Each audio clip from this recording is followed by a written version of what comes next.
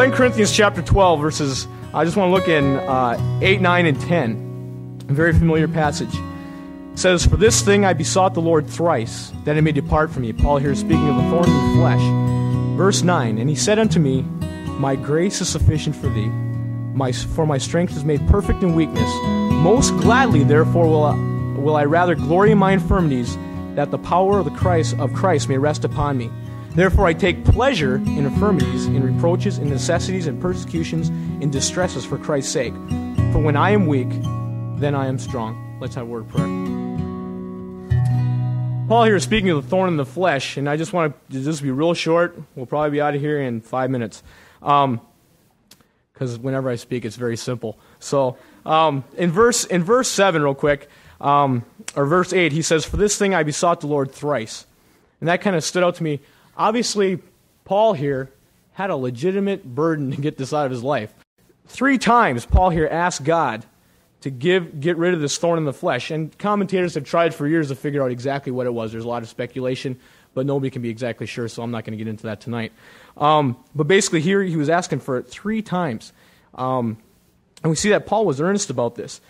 And then the next verse, verse 9, is very potent, I think, for this time of year.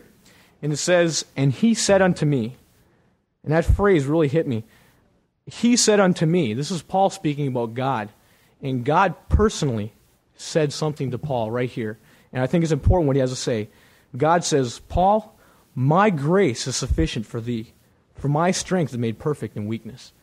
And right here, Paul he's having a hard time. He's got something he wants to get out of his life. He's been praying and praying and praying. And God says, finally, "Paul, this trial is not going to leave your life. And I want you to know that, yes, it's going to stay here, but with that trial, that tribulation, I'm going to give you some grace.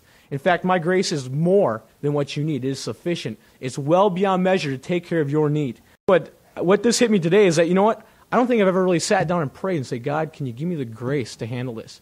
It is aid from the Holy Spirit, unmerited from God. God is giving it to us. We have this vast reservoir of grace, and we don't tap it because we don't ask for it. But it's there. It is sitting right in front of us tonight, and we can have it. In fact, I think I'm going to go ask for it as soon as I get out of here. But the thing is that it is the aid of the Holy Spirit, and we all have the Holy Spirit in us. Why don't we ask Him to help us? Why don't we ask Him to just come and meet our needs? He wants to do it. He's the comforter. Come down and meet my need. And I don't think that's selfish. I think that's a proper response to God. It's our relying on God for our strength. In Galatians 2:21, the very first phrase says, "I do not frustrate the grace of God." I thought that was really unique. First of all, I never heard the word frustrate used in the Bible. Maybe it's just my lack of study or whatever. But that was the first time I thought, I cannot frustrate God.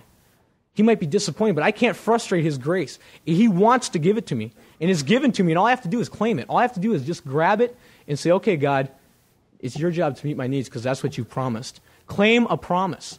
We sit so many times, this book is so full of promises, and we sit on them and expect Jesus Christ and God and the Holy Spirit to just automatically do them when we never ask for them.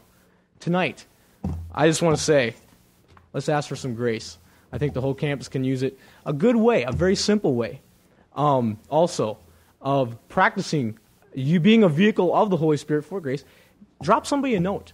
You'd be amazed. I got a note in my box today, and it made my day. It really did, because I needed it.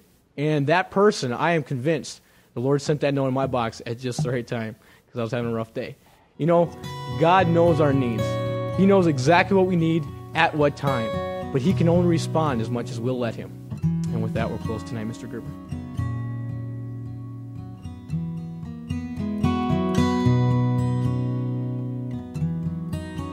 Paul, this trial is not going to leave your life. And I want you to know that, yes, it's going to stay here, but with that trial, that tribulation, I'm going to give you some grace. In fact, my grace is more than what you need. It is sufficient. It's well beyond measure to take care of your need.